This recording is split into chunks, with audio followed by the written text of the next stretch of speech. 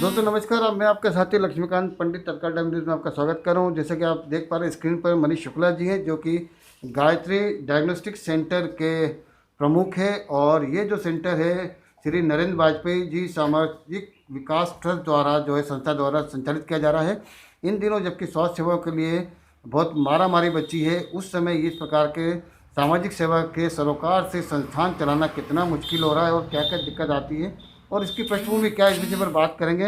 मनीष जी, पहले तो आपका स्वागत है। और तत्काल टाइम के दर्शकों के लिए हम सबसे पहले जानना चाहेंगे कि आपने जो ये सामाजिक संस्था बनाई है कब से बनाई है, और इस सामाजिक संस्था के माध्यम से ये सोनोग्राफी सेंटर जो आपने खोला है, सोनोग्राफी सेंटर ही क्यों खोला है, इसका पीछे क्या कहानी है? पंडित जी, आपका बहुत बहुत स्वागत है। आपका जैसा कि प्रश्न है कि इसके पीछे क्या उद्देश्य है। अन्य सेंटरों से इस सेंटर में बहुत फर्क है। एक बेसिक उद्देश्य इसमें देखे चले थे हम समाज सेवा का, उसको ध्यान में रख के ये सेंटर चालू किया गया है। इसका अन्य सेंटरों में और इसमें बेसिक अंतर है। यहाँ का हमारा उद्देश्य एक समाज सेवा को लेके इसको सेंटर को चालू करना है। यहाँ का स्टाफ का व्यवहार अन्य जगह कॉमर्शियल स्टाफ का व्यवहार में बहुत फर्क है। वहाँ के अन्य सेंटर जो हैं वो आर्थिक लाभ के आधार पर संचालित हो रहे हैं। ये हमारा जो सेंटर है आर्थिक लाभ पे संचालित नहीं होते हुए केवल सामाजिक सेवा के दृष्टिकोण से संचालित हो रहा है। यहाँ के शुल्क दूसरे सेंटरों से बहुत कम हैं और यहाँ की सेवाएं भी उत्कृष्ट हैं। मनीष जी, हम जानना चाहते हैं कि आपकी इस जो ट्रस्ट के संस्था के माध्यम से चल रहा है, यहाँ किस प्रकार के लोग आते हैं और उनको यहाँ की जानकारी मिलती है, और किस प्रकार के आप, जैसा आपने बताया कि सामाजिक संस्था सरोकार रखते हैं, तो किस प्रकार की सुविधाएं आप देते हैं, और आपने बताया कि यहाँ कुछ मार्केट से अलग आप सुविधाएं दे रहे हो, वो क्या क्या हैं? पंडित जी, यहाँ पर वर्तमान में इसको सेंटर को चालू करे 1.5-2 साल हो गए हैं। जी यहाँ पे शुरुआत सोनोग्राफी से की गई थी। जी सोनोग्राफी के साथ साथ इसमें पैथोलॉजी भी ऐड की गई है। जी और भविष्य में इसमें सीटी स्कैन, एमआरआई और अन्य एक्सरे सुविधाएं भी ऐड करने की प्लानिंग है।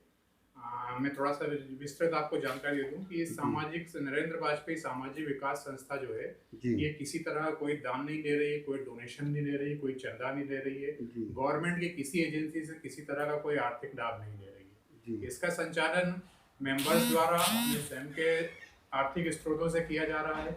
उसके बाद एक नॉमिनल चार्जेस यहाँ पे लिए जा रहे हैं, केवल उतना चार्ज जितने में ये सेंटर संचालित हो सके। जी जी बस उस उद्देश्य को लेके सेंटर संचालित है। आपसे चूंकि बातचीत चलिए मौका मिला है, तो हम नरेंद्र वाजपेयी जी के बारे में भी जानना चाहेंगे कि उनकी याद में आपने संस्था बनाई है। तो वो बतौर पत्रकार तो हमारी उनसे मुलाकात होती थी और पत्रकारिता में भी उनका नाम था। अ, उनकी प्रेरणा, किस प्रकार से प्रेरणा आप उनसे पाते हैं, और आगे क्या क्या करना चाहते हैं उनकी स्मृति में संस्था के माध्यम से? वाजपेयी जी का, स्वर्गीय वाजपेयी जी का जीवन बहुत ही सामाजिक दृष्टिकोण से बहुत ही उत्कृष्ट रहा है। उन्होंने अपने जीवन काल में कई सामाजिक कार्य किए हैं। उदाहरण के तौर पर उन्होंने अपने जीवन काल में कई गरीब बच्चों को लिए शिक्षा का व्यवस्था की है, वार्षिक फीस और किताबों की व्यवस्था करी है।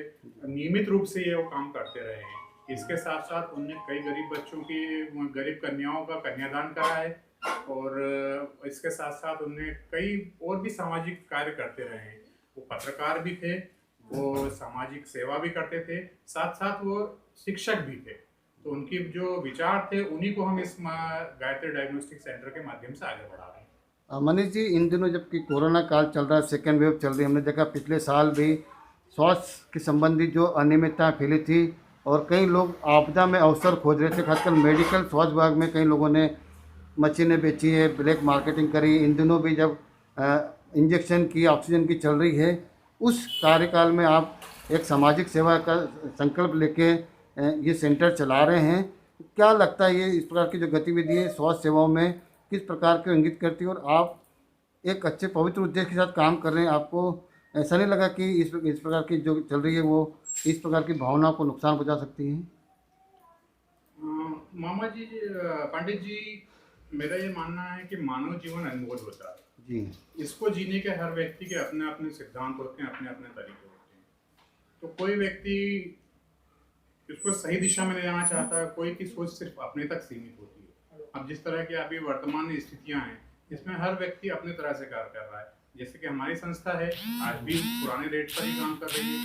रियायती दरों पे काम कर रही है। जी। कोरोना काल में लोगों ने अवसर तराशा, ब्लैक मार्केटिंग करी, कई चीज़ें करी, पर हम उन सब चीज़ों से दूर हैं। जैसा कि मैंने आपको शुरू में ही स्पष्ट कर दिया कि ये सेंटर आर्थिक लाभ के आधार पर काम नहीं कर रहा है। जी। ये सिर्फ सामाजिक सेवा की दृष्टि से संचालित है। इसलिए अन्य सेंटरों से इसमें अंतर है, अन्य लोगों से इसमें विचारों में अंतर है, और वर्तमान काल में, कोरोना काल में भी हम उसी रेट पे काम कर रहे हैं और भविष्य में भी करते रहेंगे।